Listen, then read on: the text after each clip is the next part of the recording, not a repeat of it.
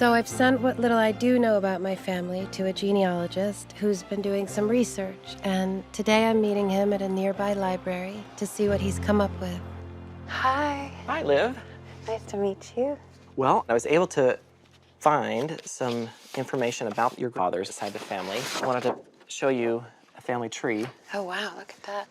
So there's my grandmother, Susan Blanchet, and my grandmother's mother, Bessie June, and then Robert Elliott, he was her father, and Robert Elliott's father was George Washington Elliott, and then George Washington Elliott's father was Robert J. Elliott. Okay, so this is great-great-great-great-grandfather, 4 times great-grandfather. Wow, that's amazing. So who are these guys? So I found some documents. This is so exciting. We're going to look at the U.S. federal census records. We're going to start with the year 1860. Free inhabitants in the town of Asable in the county of Clinton, state of New York. So there's Elliott. Yeah, so there's the household right there. Robert Elliott. Wow.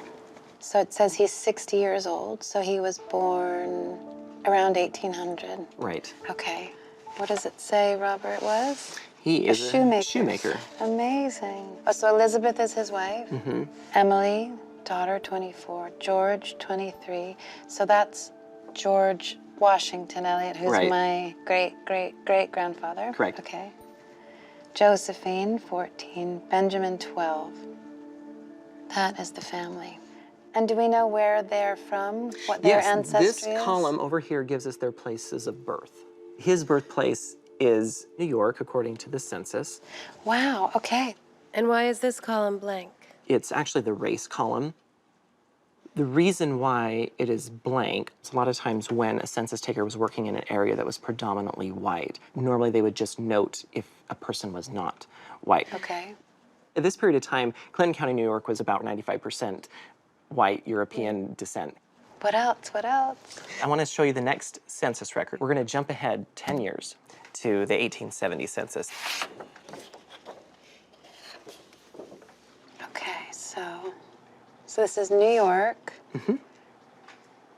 Okay, here's Robert Elliott, 69, male. Here, you'll notice the race column here. Oh, everything says white except for Robert Elliott says M. What's M? M was an abbreviation for mulatto. Okay. So mulatto is an old 19th century term intended to mean a person of mixed European and African descent. If you'll look at the way that the census taker, he's really emphasized the M. Yeah, it's much thicker. It's intriguing to me that we've got such a apparent attempt to make it obvious that he's of African descent. But going back to the 1860 census, 10 years prior, he's not recorded as anything other than white. But why was that, if he wasn't white? This is the mystery here. Okay. We've got 2 different records here that give us differing information about his race. So we can't say for sure whether he does have African ancestry or not. And is this where you hit a wall? Can you go further back? Is there... For now, this is as much as I was able to find, but we know in 1870 he's living in Clinton County, New York. And so there's bound to be some more records about him in Clinton County. So we're on the hunt for Robert J. Elliott. Thank you, Joseph, so much. It was nice to meet you. My pleasure. To Clinton County, here I come. So today we learned that my great-great-great-great-grandfather, Robert Elliott, was maybe of mixed race. It's all so mysterious and exciting. I would imagine there's another fork in the road coming up and some more twists and turns, which I'm really enjoying being on the adventure of.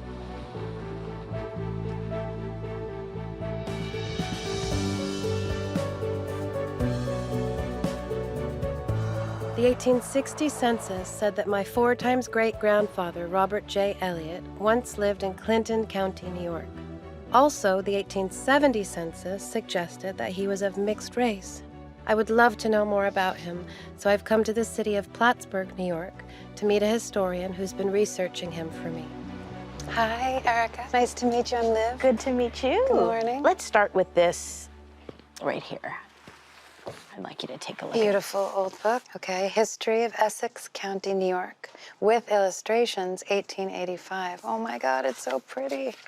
Robert Elliott was from Osable Village, which was sort of between Clinton County and Essex County. Okay. So what I've done is looked through documents in each of those places. Okay, where am I going? There should be a marker in there I've put in for you. Let's take a scan and see if you see anything. Robert Elliott, a colored man, settled in the town at an early day. So this says that my 4 times great-grandfather was black or biracial? Right. Was he maybe half white and half black? We don't know.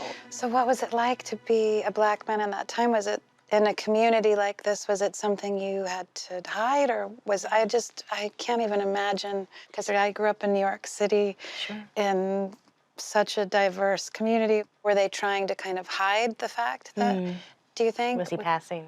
Basically passing That's for what I was white? trying to understand. We don't know if he was passing. We don't know if he was in a community of people that didn't care so much. So where did he come from, and who was he? So let's take a look. Thank you. What's that? A replica of the Plattsburgh Republican. Newspaper. Mm-hmm. Saturday morning, June 26th, 1875. Osable Chasm, 70 years ago. Wow. And we also have a magnifying glass. Let's see. Okay. That might help. Robert Elliott, when a small boy, in some manner fell under the charge or guardianship of Captain Wright. Elliott, who was a drummer boy at the siege of Plattsburgh. Oh my God, this is so cool, I can't take it. My father was a drummer. That's how he started. And then eventually someone let him get up and sing, but he's always been a drummer. Wow. Yeah. So we've learned a couple of things. He was a drummer boy. And he was coming under the guardianship of... Captain Wright? Yep. To be under the guardianship of someone meant perhaps you were an indentured servant. Okay. Especially as a person of color, as mixed race. They sort of owned you? Was it like a purchase sort of thing? Or? For people who were enslaved, they were considered the property of another person until death.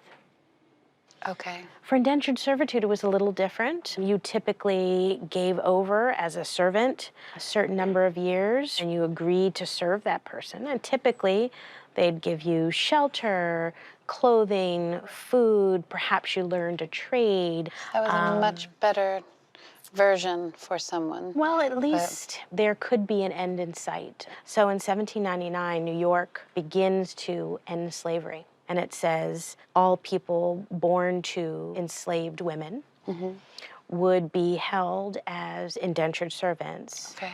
Men up into the age of 28. So Robert Elliott could have fallen into this category. So that would have meant that Robert Elliott's mother was a slave and he was born in that environment. Very possibly.